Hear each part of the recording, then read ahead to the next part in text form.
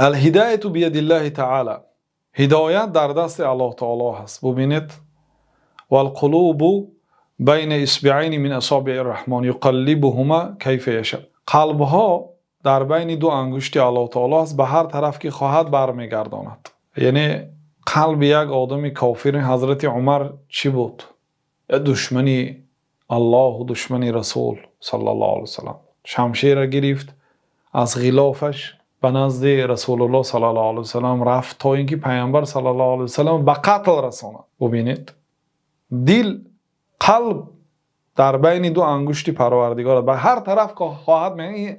دلهای ما را اطاعت نمیکند، به دل سپارش نمیدهیم. میگن که دل اگر یک کس نقض بیند، یک چیز نقض بیند، دیگر اگرچه عقلتان گوید که این کار نادرست است، دل دیگه گپ گوش نمیکند. این در دست ما نیست. خلاصه قلب ها در دست الله تعالی هست و هدایت در دست الله تعالی هست. خب مادامی که هدایت در دست الله تعالی باشد، باید از او پرسیم که ما را برای راست هدایت کنه و بهترین عمل راه راست این اخلاص هست. فلجأ الی من بیده الهدایه، پس لجوع کن، بازگشت کن، مراجعت کن به آن ذاتی که هدایت در دست اوست.